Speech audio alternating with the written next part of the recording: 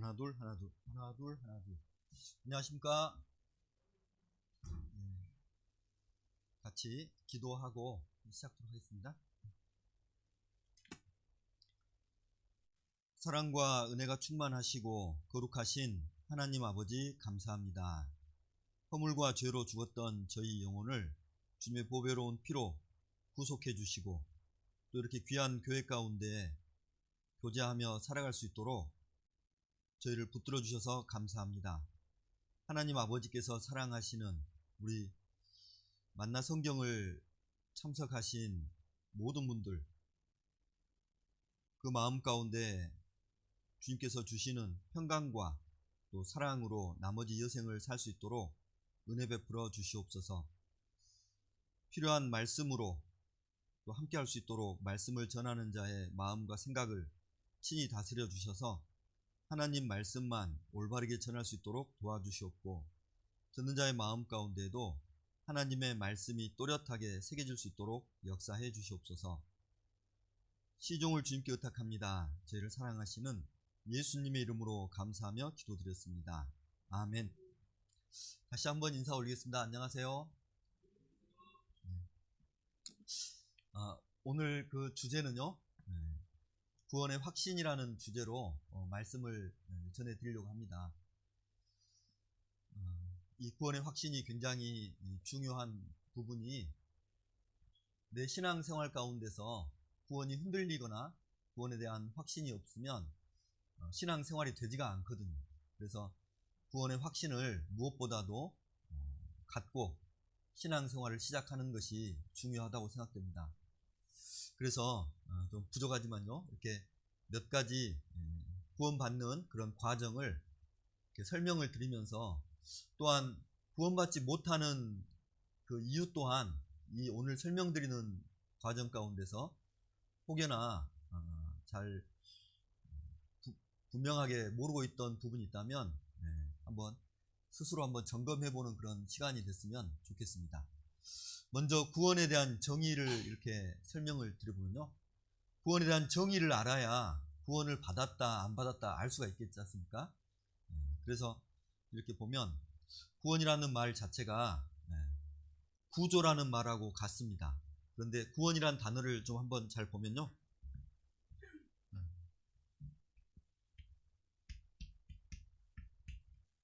이제 구할 구자입니다. 구하다라는 그 구자고요.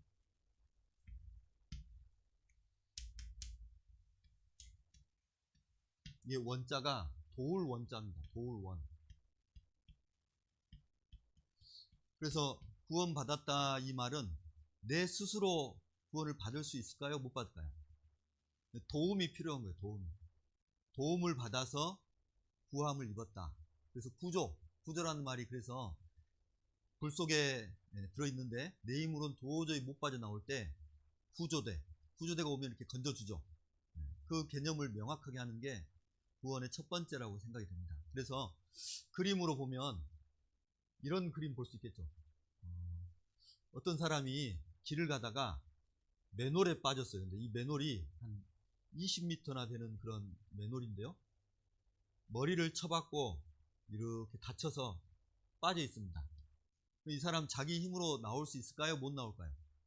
못 나와요. 이럴 때 필요한 게 구조대입니다. 구조대.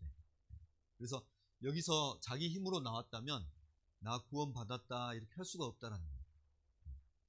마치 어떤 사람이 수영을 못하는데 물속에 이렇게 빠졌어요.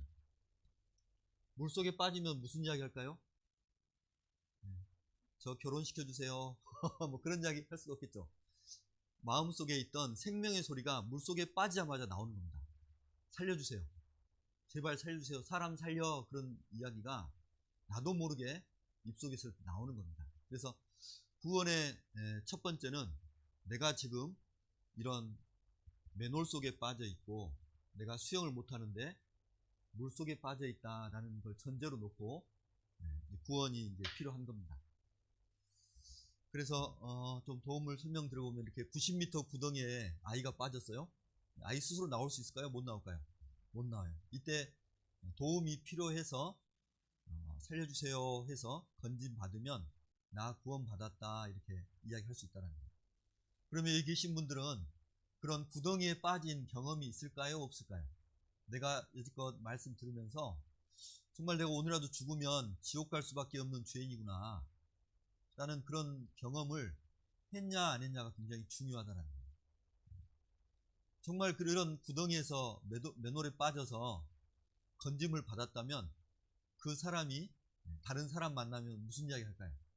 나 맨홀에 빠졌는데 정말 기가 막힐 그런 상황에서 건짐받았어. 누구 도움으로 건짐받았어. 그런 이야기를 할 수가 있겠죠. 이렇게 엄청난 파도 속에 사람이 빠져 있다면 이렇게 이제 물속에 가라앉고 있는 그런 상태에서 구조대가 와서 건져주면 이 사람이 사는 거고 건져주지 못하면 죽는 겁니다. 거기서부터 이제 구원이라는 단어가 명확하게 필요한데요. 그래서 오늘 그 담임 목사님께서도 말씀을 하셨듯이 이 율법을 주신 목적이 굉장히 중요합니다. 이 율법을 주신 목적으로 내 자신이 정말 오늘이라도 죽으면 지옥 갈 죄인이구나라는 것을 깨달아 본 적이 있냐 없냐, 그 부분이 내가 과연 구원받았냐 구원받지 못했냐 라는 부분을 결정짓는 거예요. 이 보여주는 그 그림이 출애굽기 19장 10계명, 출애굽기 20장에 나오는 그 10계명을 주시기 직전에 이스라엘 사람들에게 하나님께서 강림하셨던 그림입니다. 근데 왜 이 그림을 보여드리냐면, 보통 사람들이 교회를 다니면요, 교회에서 뭐 장로다, 집사다, 목사다, 전도사다 이렇게 이야기하면서 어떤 생각을 가지고 있냐면, 마치 내가 하나님께 나아갈 때 하나님처럼 거룩하게 되어서 하나님 앞에 나아가려고 하는 생각을 가지고 있어요. 그런데 이스라엘 사람들도 마찬가지로 그런 생각을 가지고 있었다는 겁니다. 그들이 이집트에서 탈출한 이후에 시내산에서 하나님께 가까이 가면 좋겠다라는 그런 마음으로 하나님 앞에 나아가려고 했는데, 정작 하나님께서는 그들 앞에 나타난 모습이 우레와 천둥과 번개와 또 흑암과 빽빽한 구름과 또 산은 지진 나는 것처럼 진동을 하고 그 가운데서 하나님의 무서운 그런 큰 소리가, 나팔 소리가 났다라는 겁니다. 이 백성들이 밑에서 이렇게 떨고 있었어요. 그리고 하나님께서 말씀하시기를 가까이 나오지 못하게 하라, 내가 돌격할까 하노라, 그렇게 말씀하셨다라는 거예요. 그래서 준비되지 않고 하나님 앞에 가까이 나아가려고 하는 그 사람은 하나님 앞에서 살 수 있을까요? 죽을까요? 죽는다라는 거예요. 출애굽기 19장 한번 찾아보겠습니다.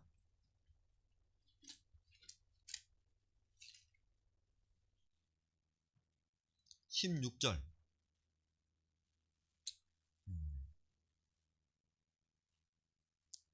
제3일 아침에 우레와 번개와 빽빽한 구름이 산 위에 있고 나팔 소리가 심히 크니 진중 모든 백성이 다 떨더라. 18절 같이 읽어보겠습니다. 시내산에 연기가 자욱하니 여호와께서 불 가운데서 거기 강림하심이라. 그 연기가 옹기점 연기같이 떠오르고 온 산이 크게 진동하며 나팔 소리가 점점 커질 때에 모세가 말한즉 하나님이 음성으로 대답하시더라. 하나님께서 뭐라고 하셨냐면요, 21절. 여호와께서 모세에게 이르시되 내려가서 백성을 신칙하라. 백성이 돌파하고 나 여호와께로 와서 보려고 하다가 많이 죽을까 하노라. 하나님 좋아해서 하나님 가까이 나아가려고 하는데 하나님은 정작 뭐라고 하시죠? 돌파하고 하나님 보려고 오려고 하다가 죽을까 하노라, 그렇게 이야기하신다는 거예요. 그러면 우리 같은 사람이 하나님 앞에 나아가면 하나님은 어떤 모습으로 우리를 보실까? 마치 이런 모습으로 보신다는 거예요. 왜냐하면 하나님은 너무나도 거룩하신 분이시고 하나님은 죄를 미워하시기 때문에 내 스스로 하나님 앞에 나아갈 때 하나님은 이런 진노하는 모습으로 나타나신다는 것을 아셔야 된다는 거예요. 그럼 내 힘으로 하나님 앞에 나아갈 수 있을까요? 못 나갈까요? 못 나가요. 그래서 하나님께서 이런 십계명을 출애굽기 20장 이렇게 한 장만 넘겨보시면요, 십계명을 그런 분위기 상태에서 주신 겁니다. 그래서 3절에 보면 너는 나 외에는 다른 신들을 내게 있게 말지니라. 그러면 하나님 앞에서 이런 진노의 모습을 나타내시는 그 하나님께서 불꽃 가운 눈으로 보고 계시는데, 다른 신을 섬겼을 때, 내가 태어나서 죽을 때까지 한 번이라도 다른 신 섬겼으면 하나님 앞에 설 수 있을까요? 못 설까요? 못 선다는 거예요. 지옥 보내신다는 거예요. 또 4절에 보면 너를 위하여 새긴 우상을 만들지 말고 우상 숭배하지 말라라고 되어 있다는 거예요. 탐심은 우상 숭배라고 되어 있고, 또한 내가 살아가면서 한 번이라도 우상 숭배를 했으면 이 하나님 말씀을 내가 지킨 걸까요? 어긴 걸까요? 어겼다는 거예요. 그리고 7절에 보면 여호와 이름을 망령되이 일컫지 말라. 내가 한 번이라도 하나님 이름을 망령되이 일컫고 원망하고 그런 마음을 품었다면, 내가 하나님 앞에 이대로 선다면 하나님 앞에 설 수 있을까요? 못 설까요? 못 서죠. 8절 안식일을 지키라 라고 되어 있는데요, 이 안식일을 주신 그 배경 자체가 천지를 6일 동안 창조하시고 일주일째 이렇게 쉬시는 그 하나님의 거룩한 안식일이신데, 아담 이후로 범죄한 사람이 죽으면 어디 갈까요? 지옥. 그래서 하나님 마음은 불안하시다는 겁니다. 그래서 자식이 내가 좋은 아파트 넓은 평수에 편한 침대에 누워있지만 자식이 이렇게 경찰서 들락날락거리고 감옥에 가려고 하면 부모 마음은 편할까요? 불편할까요?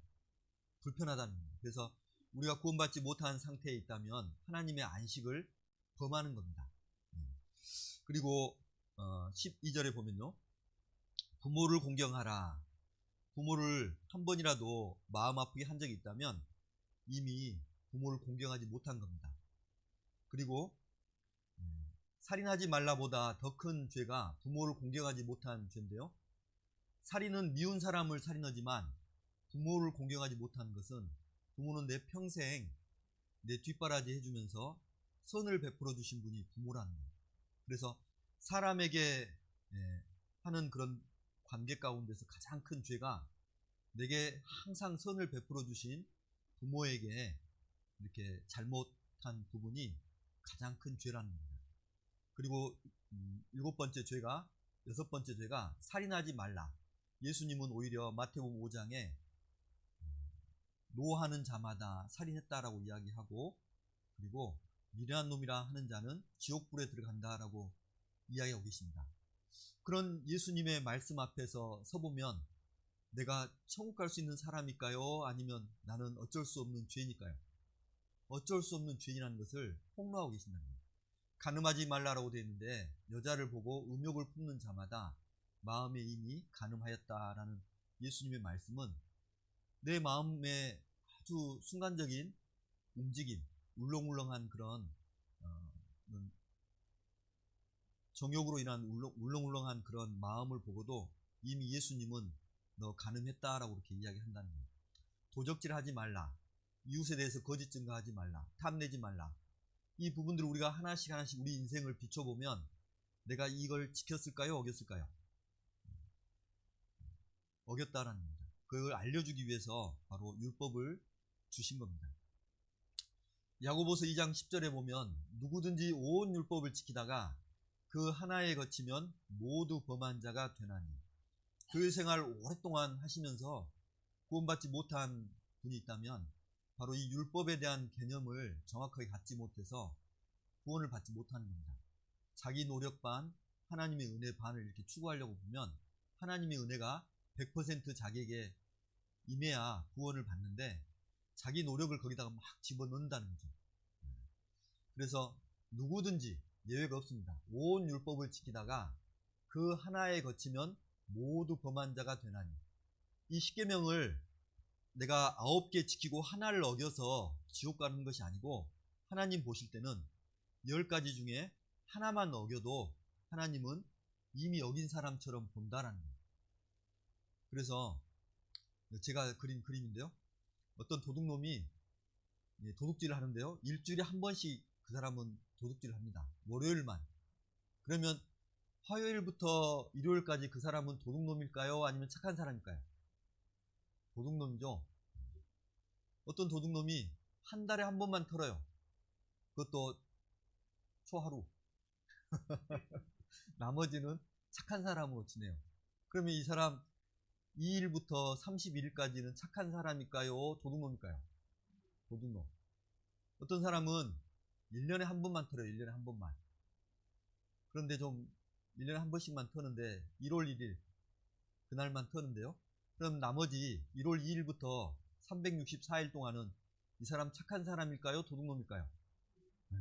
그렇다는 거예요. 그러니까 우리가 하나님 앞에 설 때 내가 십계명 중에 하나라도 어기면 하나님은 나를 마치 그 도둑놈처럼 보신다라는 거예요.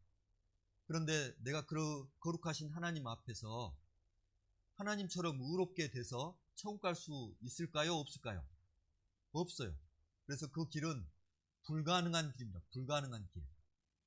그런데 많은 사람들이 마치 자기가 하나님처럼 의롭게 돼서 앞으로 죄 안 짓고 착한 일 하고 나쁜 생각 안 하고 그렇게 해서 천국 가려고 하다 보니까 도저히 천국 갈 그런 확신이 들 수가 없는 겁니다. 이 계명을 하나라도 어기면 지옥에 떨어진다는 거예요. 갈라디아서 3장 10절에 보면 무릇 율법 행위에 속한 자들은 저주 아래에 있나니 기록된 바 누구든지 율법책에 기록된 대로 온갖 일을 항상 행할 수 있는 분은 하나님밖에 안 계셔요. 하나님. 그래서 이 십계명은 뭘 나타내느냐? 하나님처럼 거룩하고 하나님처럼 깨끗한 분만이 천국 갈 수 있다는 것을 알려주시는 거예요. 우리는 태어날 때부터 죄성을 가지고 태어난 죄인이라는 것을 하나님께서 역설적으로 깨닫게 해주시는 겁니다. 그래서 이 율법을 지키려고 율법 안에서 의롭다 함을 얻으려 하는 너희는 그리스도에게서 끊어지고 은혜에서 떨어진 자로다. 오히려 구원의 길과는 전혀 상관이 없다는 겁니다. 구원은 설명했던 것처럼 도움이 임해서 내가 지옥 갈 운명에서 건짐을 받는 것이 구원인데 내가 스스로 할 수 있으면 구원이 필요가 없겠죠. 그래서 모든 입을 막고 온 세상으로 하나님의 심판 아래에 있다는 것을 알게 해주기 위해서 이 십계명을 주신 겁니다. 율법을 주신 거예요. 그래서 이 말씀을 잘 배우다 보면 내 마음 가운데 죄가 많구나. 내가 정말 이 죄 덩어리구나. 오늘이라도 죽으면 지옥에 갈 수밖에 없는 죄인이구나. 나는 맨홀에 빠진 것처럼 어찌할 수 없는 죄인이구나라는 것을 깨달은 그 사람에게 이제 구원이 필요한 겁니다. 왜 하나님은 지키도 못할 율법을 주셨는가? 첫 번째로 죄를 깨닫게 하기 위해서, 두 번째로 심판과 저주 아래 있음을 알게 하기 위해서, 세 번째로 우리 스스로 천국에 갈 수 없음을 알게 하기 위해서 우리는 구원이 필요한 존재구나라는 것을 알게 하기 위해서 율법을 주신 겁니다. 그래서 하나님 앞에 두 길이 있습니다. 천국 가는 두 길이 있는데요. 하나는 자기가 열심히 착한 생각, 태어나서부터 죽을 때까지 착한 생각하고 착한 일을 하고 자기가 교회당에다가 돈 많이 바치고 막 이렇게 하나님께 잘해서 천국 가는 그 길이 있고요. 또 하나는 그 길을 포기하고 나는 도저히 태어날 때부터 영원히 죽은 사람이기 때문에 안 된다라는 것을 인정하고 이 길을 포기하고 하나님께서 주시는 은혜의 길을 내가 받아야 되겠다라고 선택하는 그 두 가지 방법이 있습니다. 여기 계신 분들은 어떤 길을 선택하실래요? 두 번째 길, 은혜의 길을 선택해야 되겠죠. 그런데 두 가지가 섞이면 안 된다는 거예요. 하나님 앞에서 나는 죄인인데 선행으로나 종교생활이나 율법으로나 자백으로나 이적, 직분, 세례 다 천국 가는데 전혀 도움이 안 된다는 겁니다. 반대로 하나님께서 정해놓은 믿음의 길로 가야 되는 겁니다. 이제 그러면 복음을 좀 이제 설명드려 볼 건데요. 이 이사야서 59장이 굉장히 중요합니다. 왜냐면요, 하나님께서 내가 그토록 오랫동안 하나님께 부르짖고 기도하고 나 좀 구원받게 해주세요 라고 했는데, 왜 하나님께서 그냥 너 구원이다 이렇게 안 해주시고 여지껏 내 모습이 이대로였는가? 그 이유가 바로 하나님의 성품에 있다라는 거예요. 하나님의 손이 짧아서 나를, 능력이 없어서 나를 못 건져주신 것도 아니고, 하나님의 귀가 둔해서 내가 살려주세요 라고 기도했는데 그걸 못 들으신 것도 아니다는 거예요. 그래서 우리가 하나님의 성품을 알아야 왜 내가 여지껏 구원받지 못했나라는 것을 알게 되는데요. 하나님의 성품은 바로 공의와 사랑이라는 성품을 가지고 계신다는 거예요. 공의는 대저 여호와는 공의의 하나님이시다라고 이사야 30장 18절에 공정하고 의로운 성품, 죄값은 반드시 죽음이다라는 그 하나님의 공정하고 의로운 성품이 이 세상에 있다라는 거예요. 나는 이 세상에서 내가 이렇게 살고 있는데요, 나는 죄인입니다. 죄인. 하나님도 이 세상에 계시는데 눈에만 안 보이시지? 나는 죄인인데 하나님께서 그냥 무작정 너 천국 이렇게 될 수가 없다라는 거예요. 왜 그런가 봤더니 38선처럼 나하고 하나님 사이에 뭐가 가로막히고 있는가 봤더니 죄악이라는 것이 가로막고 있다는 거예요. 죄악. 뭐가 가로막고 있다고요? 죄악. 그런데 하나님께서 이 세상에 세운 법은 뭐냐? 바로 죄값은 사망이다라는 이 법을 하나님이 이 세상에다 세워놨어요. 그래서 하나님도 이 법을 지키셔야만 되는 겁니다. 그래서 나 개인적으로도 반드시 죽습니다. 왜냐면요, 이 죄값은 사망이라는 하나님의 공의의 법이 지금 이 세상에 적용되고 있어요. 그런데 또 하나의 하나님의 성품이 뭐냐면 하나님은 사랑이시다라는 그런 성품도 갖고 있어요. 그래서 어떤 큰 죄든 하나님은 용서할 수 있다라는 그런 사랑의 성품이 있습니다.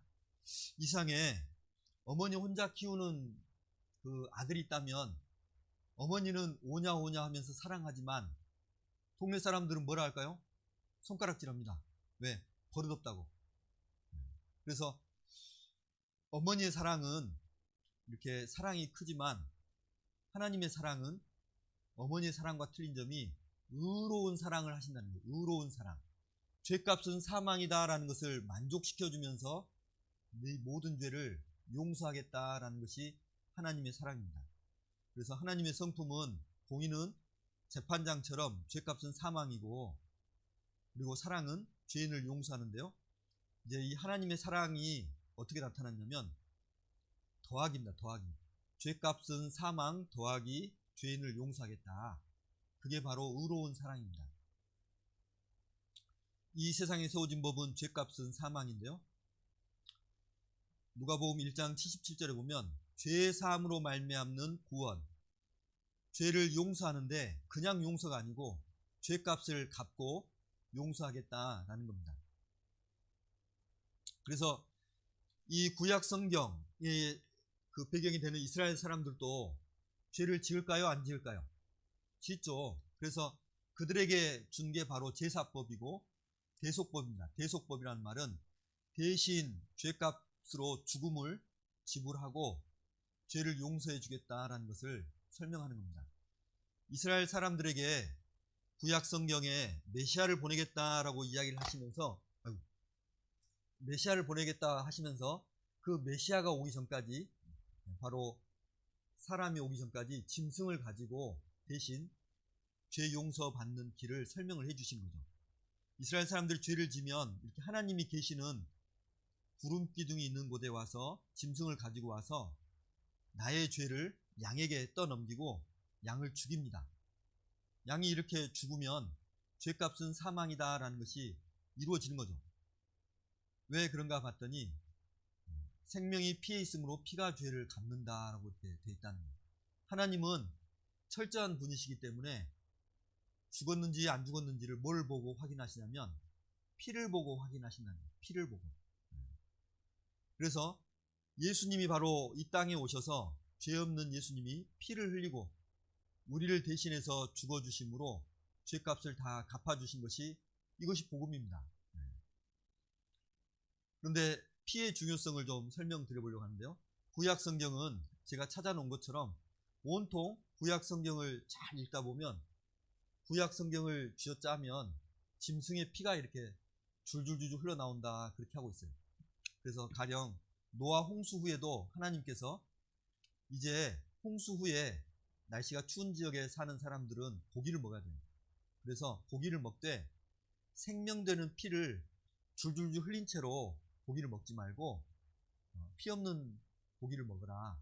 그리고 사람이 짐승을 죽이면 짐승으로 갚고 사람을 죽이면 사람으로 갚아라 라고 이렇게 이야기하신 겁니다.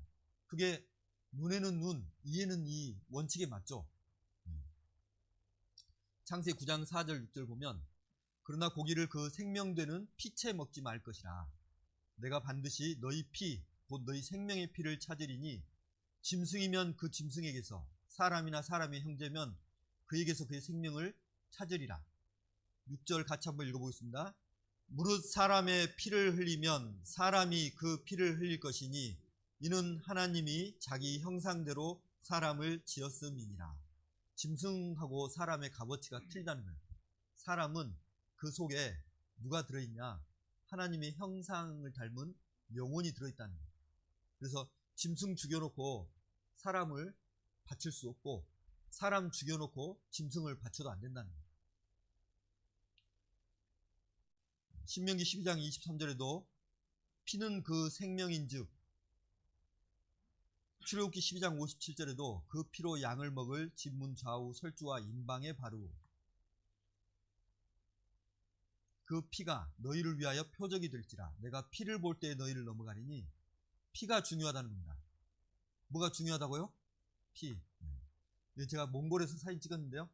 이 양 한 마리 잡고 거기서 이 가죽이 잘 벗겨지더라고요. 이 양 옷을 이렇게 만들었다라는 것이 이해가 돼요. 왜냐하면 홀라당 벗겨지는 거예요, 가죽이. 그리고 이 양에게서 목을 따서 피를 받아보니까요, 이 정도밖에 안 나와요. 육체의 생명은 어디에 있다고요? 피. 그런데 결정적인 부분 가운데 이 모습 가운데 하나님께서 사람들이 나아올 때 하나님께서 가까이 오라고 했어요? 오지 말라고 했어요? 오지 말라고 했죠. 이게 바로 출애굽기 19장 내용인데 출애굽기 24장에 좀 이해하기 힘든데 하나님께서 변덕스럽게 출애굽기 24장에 보면 10절에 이스라엘 하나님을 보니 그 발 아래에는 청옥을 편듯하고 하늘같이 청명하더라. 하나님이 이스라엘의 존귀한 자들에게 손을 대지 아니하셨고 그들은 하나님을 보고 먹고 마셨더라. 언제는 오지 말라 하고 언제는 70명이나 되는 사람들이 하나님 앞에서 하나님 보고 먹고 마셨다 되는데요. 이유가 뭔가 봤더니 그 앞절에 모세가 그 피를 취하여 백성에게 뿌려 가로되 언약의 피니라. 짐승을 잡아서 피를 하나님 앞에 뿌리고 난 다음에 보니까 이제 하나님도 청명하게 보여지시고 또 그들은 하나님 앞에서 보고 먹고 마셨다 되어 있습니다. 그래서 하나님 앞에 서려면 뭐가 필요하다고요? 피가 필요하다는 것을 전적으로 이야기하고 계십니다. 히브리서 9장 22절에도 피 흘림이 없은즉 사함이 없다. 피가 흘려져야지만이 죄가 용서된다. 내가 죄를 용서받으려면 반드시 뭐가 흘려져야 된다고요? 피. 또 구원받지 못하는 그런 이유 가운데 의심이 드는데 예수님께서 성경적으로 근거를 갖고 계십니다. 구약 성경에는 320가지 예수님에 대해서 출생 전에 예수님은 이러이러한 분으로 오실 것이다 라고 묘사된 부분이 320가지나 돼요. 그래서 우리가 구약 성경을 정확히 읽을 수 있다면 바로 예수님을 믿지 않을 수가 없다는 거예요. 이사야서 9장 6절에는 한 아기가 태어났는데 영존하시는 아버지고 하나님이 오신다는 거예요. 이사야 7장 14절에도 처녀가 잉태해서 아들을 낳을 것이고 그 이름을 임마누엘이라고 합니다. 바로 죄인이 처녀와 결혼하면 죄인을 낳을 수밖에 없어요. 그런데 성령께서 처녀 몸을 통해서 잉태되면 죄 없는 예수님이 오신다는 거예요.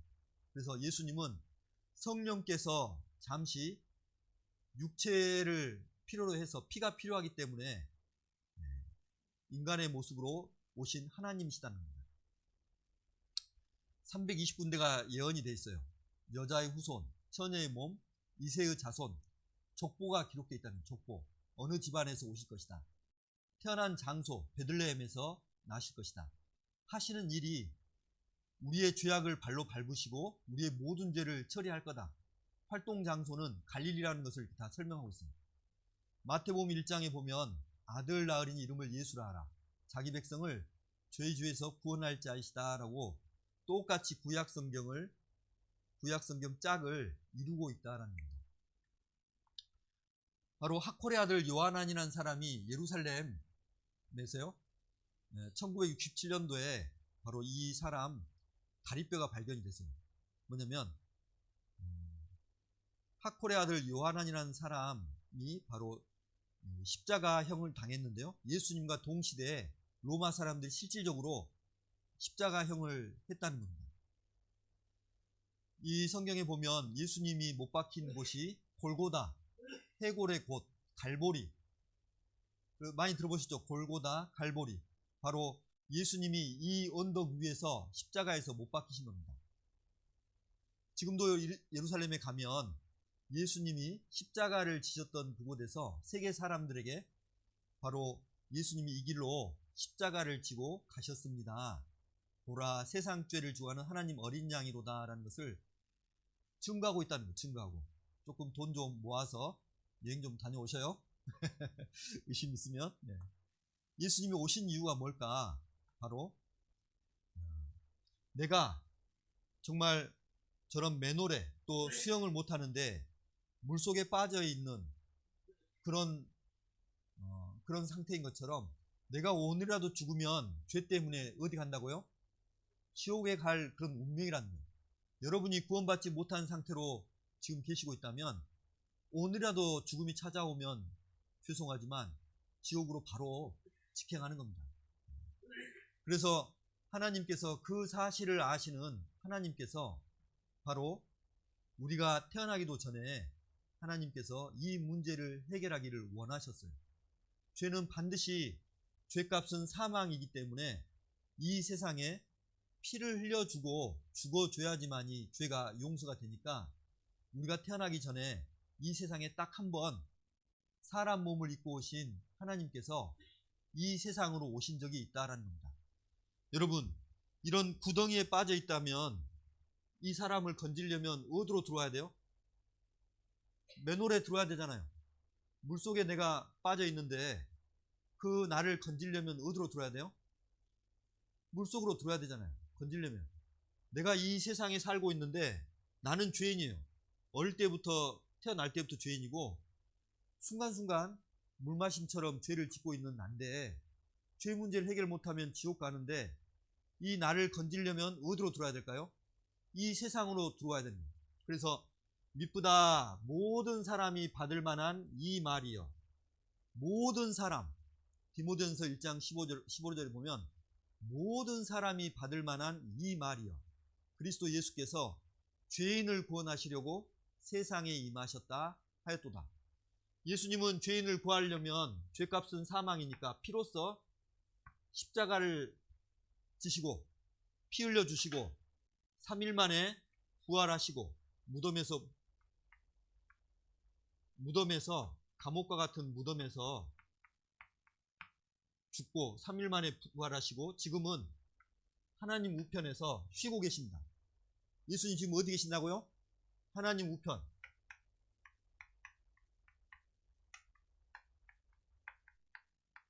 우편에서 쉬고 계셔요. 그 말은 나를 구원하는 일을 다 끝냈다는 이야기입니까? 안 끝냈다는 이야기입니까? 끝냈다는 이야기예요. 네. 예수님은 이 세상 짐승의 피가 아니고 히브리서 9장 12절에 보면 염소와 송아지의 피로 아니하고 오직 자기 피로 영원한 속죄를 이루사 단번에 성소에 들어가셨느니라. 이 세상에 살고 있는 모든 사람들의 죄를 피로써 단번에 갚으시고 하나님 우편에 이제는 쉬고 계신다라고 이야기하고 계십니다. 왜 하나님께서 나에게 이 복음을 알려주실까? 바로 내 생명하고 하나님 생명하고 서로 연결되어 있다는 겁니다. 창세기 44장에 보면 아비의 생명과 자식의 생명이 연결되었다. 여러분 만약에 자녀가 불 속에 있다면 여러분 그 아이 건지려고 불 속으로 들어갈까요? 안 들어갈까요? 진짜 들어가요? 죽을 것 같은데. 계곡에 물에 빠졌어요. 내 자식이 물속에서 허우적거린다면 내가 수영 못해도 들어갈까요? 안 들어갈까요? 들어가면 죽는데 왜 들어갑니까? 들어가야지만 돼요. 왜? 아이의 생명과 내 생명이 서로 연결되어 있다는 거예요. 그리고 심지어 어떤 부모는 그런 이야기 하죠. 차라리 내가 아팠으면 좋겠다. 차라리 내가 죽었으면 좋았을 것을. 그런 이야기를 한다는 거예요. 마찬가지로 사람은 내가 죽었으면 좋았을 것을 그런 표현을 하지만 하나님은 실질적으로 내가 죽으러 왔다라는 거예요. 죽으러 오셨다는 거예요. 왜? 내 생명과 하나님 생명이 서로 연결되어 있기 때문에. 내 속에 영혼이 있습니다. 영혼이. 그래서 예수님은 나를 위해서 이 땅에 오셔서 죽어주셨고 그리고 승천하셔서 하나님 우편에 가 계신 겁니다. 예수님 믿는다라는 말은 예수님이 나를 위해서 하신 그 일을 믿는다라는 거예요. 여러분 이 노래 아셔요? 하나님이 세상을 이처럼 사랑하사 독생자를 주셨으니 이는 저를 믿는 자마다 멸망치 않고 영생을 얻으리로다. 요한복음 3장 16절. 교회 한 번도 안 다녀본 분도 이 노래는 알아요. 네, 저도 교회 한 번도 안 다녀봤을 때 이 노래를 어디서 들었어요. 그리고 이 복음을 들었을 때 이 노래가 바로 이 뜻이었구나. 하나님이 이 세상에는 누가 살고 있냐면 내가 살고 있는데 하나님이 나를 이처럼 사랑하사 독생자를 주셨으니 이는 저를 믿는 자마다 예수님이 나를 대신해서 죽어주신 것을 믿는 자마다 멸망치 않고 영원한 생명, 영원한 속죄이기 때문에 영원한 생명을 얻게 하려 하심이니라. 저도 이 말씀을 듣고 이 말씀이 깨달아졌어요. 말씀이 그렇게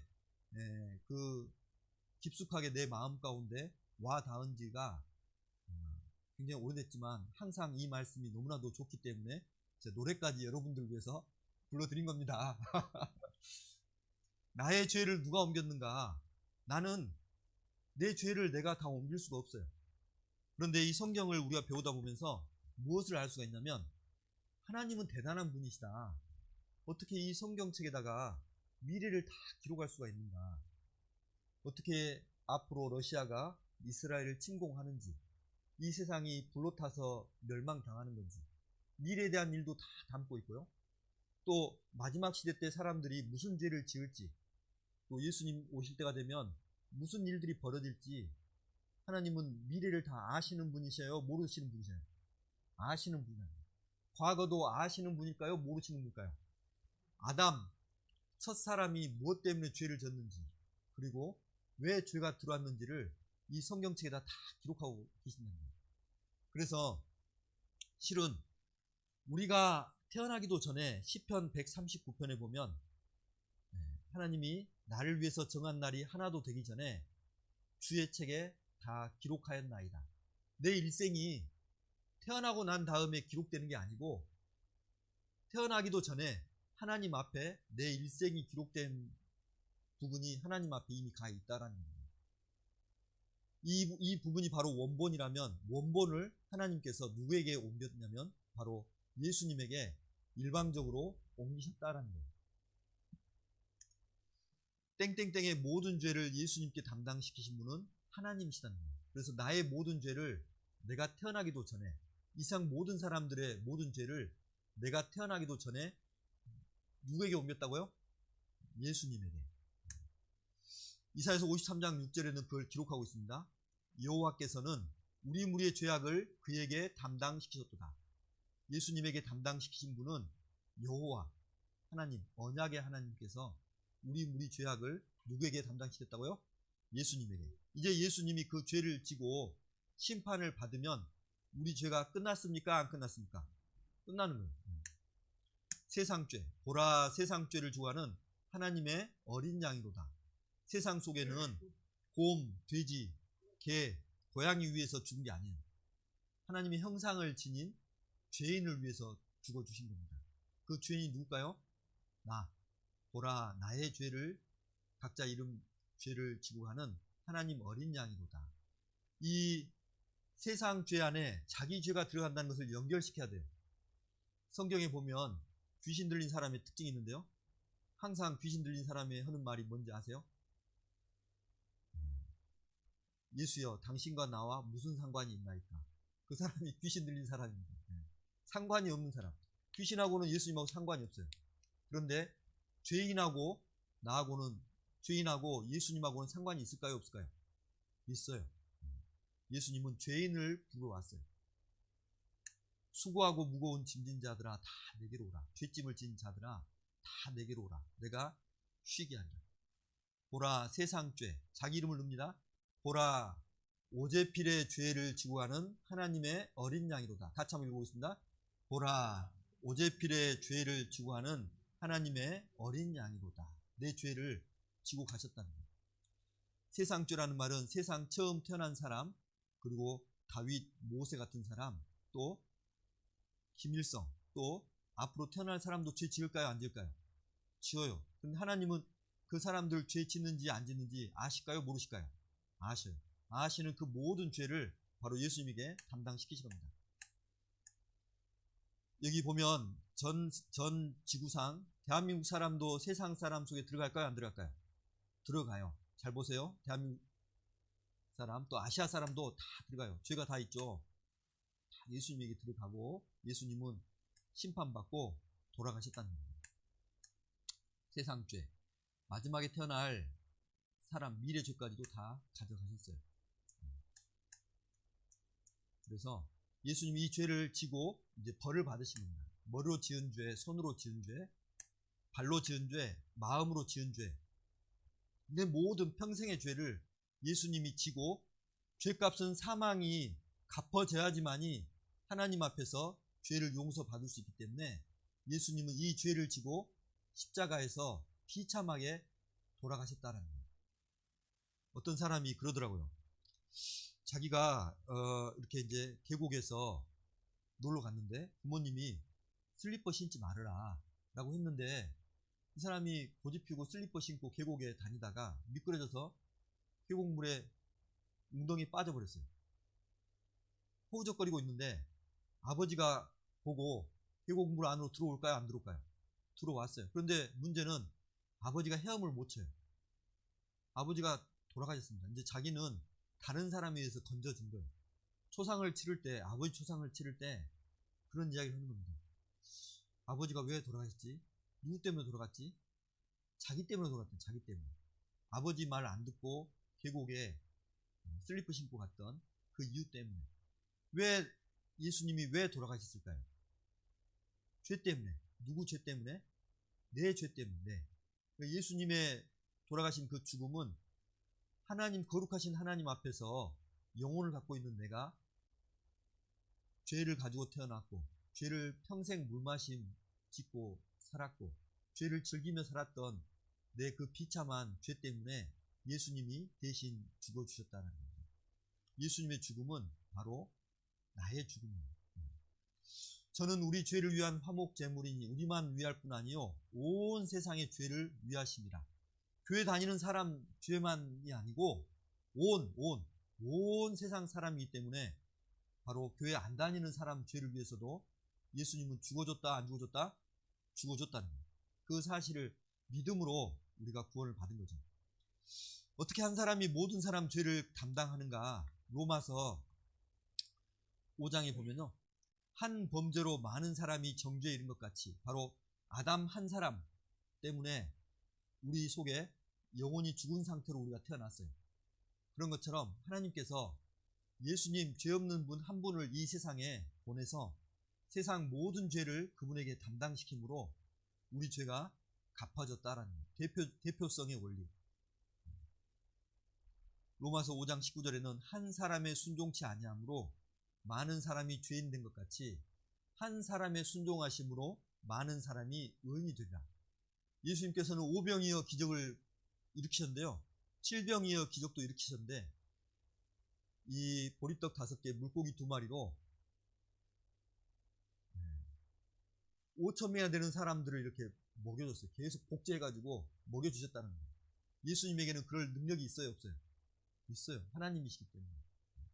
하나님의 피가 흘려져서 모든 사람들의 죄값을 넉넉하게 갚아주셨다는 거예요. 그가 우리 죄를 없이 하려고 나타내신 바 된 것을 너희가 아나니 그에게는 죄가 없느니라. 예수님은 십자가에 달리셔서 뭐라고 하셨냐면요, 다 이루었다, 다 갚았다, 그 이야기를 하십니다. 죄에 대한 심판을 다 받았고 죄값을 다 갚았고 죄를 깨끗하게 하는 일을 다 씻었다라는 겁니다.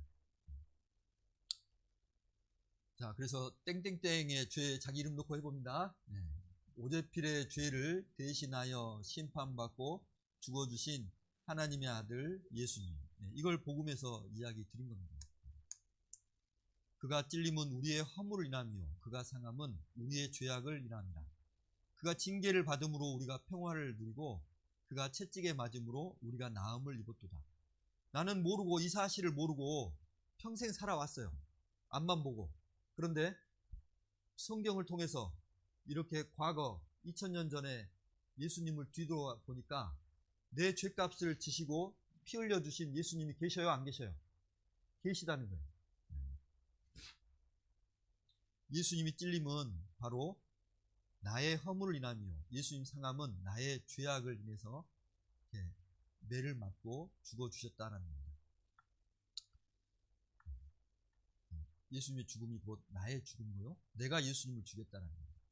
그리고 이제 죽음과 부활의 의미를 좀 설명드려 보려고 하는데요, 이 부활의 의미가 갈수록 귀중해요. 제 마음 가운데도 다른 무엇보다도 부활의 의미가 너무나도 소중해요. 왜 그런가 봤더니 예수님은 이 땅에 오셨고 죽어주셨어요. 그 3일 동안 죽으셨죠. 그리고 무덤에 갇히셨고 3일 후에 부활하셨습니다. 부활절 있죠? 그리고 40일 동안 제자들에게 보이시고 40일 후에 하늘로 승천하셨어요. 그래서 예수님이 부활하시고 난 다음에 하셨던 그 표현이 너희에게 평강이 있을지어다 라고 하시면서 손과 옆구리 자국을 보여주셨습니다. 제가 하나 좀 설명해 볼 게 있다면요, 여러분 자녀가 또 내 가족 중에 한 명, 오빠가 이렇게 마트에 가서 주인하고 싸웠어요. 싸워서 주인을 때렸는데, 열받아서 때렸는데 주인이 쓰러졌네요. 쓰러지면서 거의 죽는 줄 알았어요. 그러니까 동네 사람들이, 마트에 있던 사람들이 경찰에 신고할까요, 안 할까요? 하겠죠. 신고하면 경찰이 이렇게 옵니다. 와서 잡아가려고 하는데 만약에 내 아들이나 자녀가 경찰을 피해서 도망가면 될까요, 안 될까요? 죽을 때까지 경찰은 찾아다닐 겁니다. 이 죄가 언제야 끝나냐면 벌 받아야 돼요. 벌 받고 재판받고 벌 받아야 그 죄가 끝나는 거예요. 내 평생의 죄도 언제야 끝나냐면 벌 받고 재판받고 감옥 가야 끝나는 겁니다. 이 내 가족이 경찰에 잡혀서 징역 4년을 언도받고 감옥에서 4년을 살았어요. 그럼 나올 때 뭐 먹여줍니까? 여기 써있잖아요. 뚜부. 뚜부를 왜 먹여줄까요? 이제 하얗게 됐다. 네 죄 끝났고 하얗게 됐으니까 잘 좀 살아봐라. 그런데 이제 이 가족 중에 자식이 동네 돌아다니는데 그 동네 주민들이 또 저기 경찰에 신고를 했어요. 저 사람 과거에 마트 주인 때려서 상처 입혔던 사람인데 지금 돌아다닌다고. 경찰이 와서 잡아가야 돼요? 못 잡아가요? 못 잡아가죠. 왜 못 잡아갑니까? 죄값을 치렀으니까. 그것처럼 만약에 잡아가면 어떻게 할래요, 여러분? 싸워야 되겠죠. 경찰을 붙잡고 멱살 잡고 싸워야 되겠죠. 왜 잡아가냐고. 다 치렀는데. 이것처럼 예수님께서 내가 내 평생의 죄로 이렇게 저승사자한테 잡혀서 죽고 난 다음에 사형 언도 받고 지옥이라는 곳에 들어가야 되는데 예수님께서 대신 사형 언도 받고 무덤에 이렇게 갇혔다는 거예요. 죽음이라는 그런 감옥에 갇혔고 3일 만에 예수님께서 살아나셨어요. 그리고 예수님 살아나셔서 제자들 앞에 나타났을 때 뜨문은 안 먹여드렸지만 그런데 이 예수님은 죄값을 다 갚았습니까? 안 갚았습니까? 갚았어요. 누구 죄값을 다 갚았을까요? 내 죄, 내 평생의 죄. 마귀가 내가 또 이렇게 구원받고 돌아다니는데 제 죄 많이 지은 사람이래요 하면서 또 이렇게 신고한다고 해서 잡아갈 수 있어요? 못 잡아가요? 못 잡아가죠. 왜 못 잡아갈까요? 죄값을 예수님이 다 갚아버렸으니까. 그리고 갚았다라는 증거로 예수님이 부활하셨으니까. 감옥에서 나왔으니까. 맞죠? 이거 굉장히 재밌는 비유입니다. 제가 만들었어요. 예수님의 죽음은 나의 죽음이라는 거예요. 더 이상 시달릴 필요가 없어요. 죄 때문에. 내 평생 죄를 가져갔기 때문에 내 앞으로 죄 지어도 그 죄도 평생 죄 안에 들어가요? 안 들어가요? 들어가요. 영원한 속죄. 가장 중요한 말씀. 염소와 송아지 피로 아니하고 오직 자기 피로 영원한 속죄를 이루사 단번에 성소에 들어가셨느니라. 이 영혼이라는 말은 사람 속에 영혼이 있기 때문에 부분적인 죄의 용서로는 구원이 안 됩니다. 영원한 속죄가 아니면 구원이 될 수가 없는 거예요. 영원한 생명, 영원한 속죄, 그걸 증거하기 위해서 히브리서 10장에는 많은 말씀이 기록되어 있습니다. 한번 히브리서 10장 찾아보겠습니다.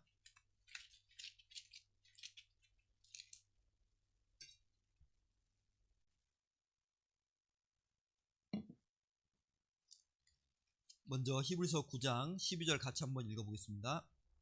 염소와 송아지의 피로 아니하고 오직 자기 피로 영원한 속죄를 이루사 단번에 성소에 들어가셨느니라.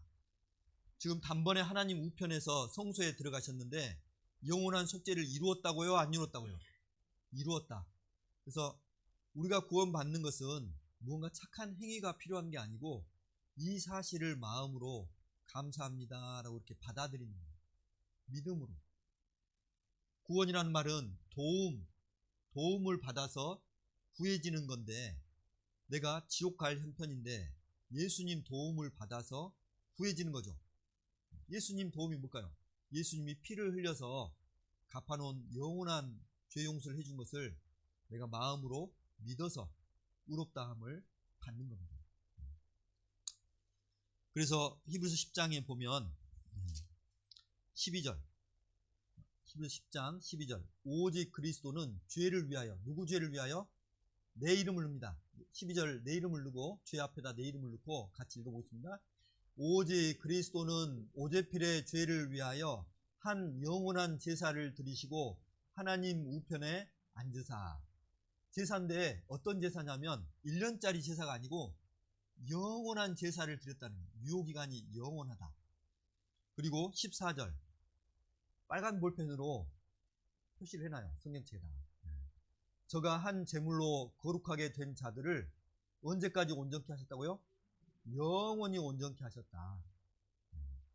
또 10절 같이 읽어보겠습니다. 이 뜻을 쫓아 예수 그리스도의 몸을 단번에 들이심으로 말미암아 우리가 거룩함을 얻었노라.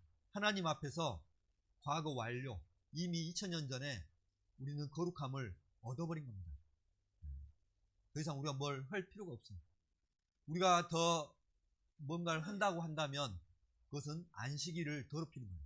하나님은 모든 것을 다 해놓고 모든 것을 천지와 만물을 다 이루어놓고 예수님 십자가에서 다 이루었다 하셨고 요한계시록을 보면 또한 이루었도다라고 이렇게 표현되어 있다는 거예요. 하나님이 이미 해놓은 그 일을 우리가 속되다 해서는 안 된다는 거예요.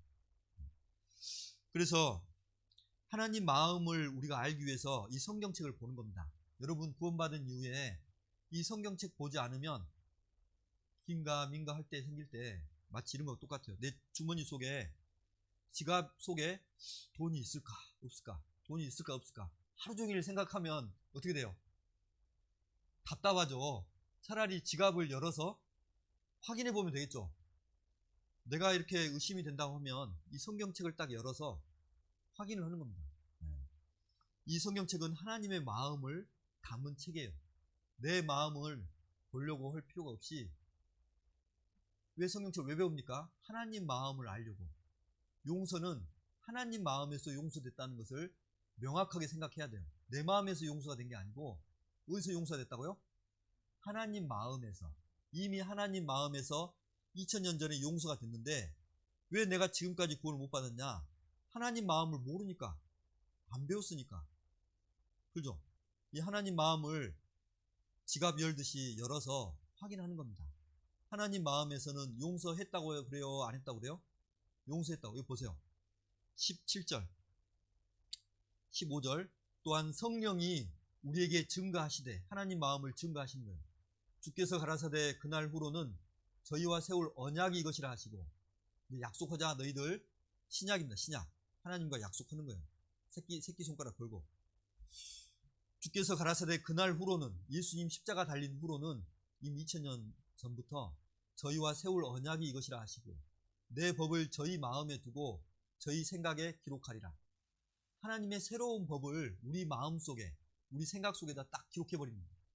또 17절 또 저희 죄와 저희 불법을 내가 다시 기억지 아니하리라 하셨으니 이것을 사하셨은즉 용서하셨은즉 다시 죄를 위하여 제사 드릴 것이 있다고요 없다고요? 없느니라. 없다라는 거. 이제 다시는 제사 드리지 말라는 거예요. 가서 막 새벽에 가서 눈물 콧물 흘리면서 죄 용서해달라고 한다면 이 사실을 믿는 걸까요? 안 믿는 걸까요? 불신죄에 걸려서 지옥 가는 겁니다. 이제 믿음이란 뭐냐? 이 사실을 믿고 다리 쭉 펴고 평안하게 잠잘 수 있냐? 못 자냐? 그것이 바로 믿냐? 못 믿냐? 그거라는 거예요.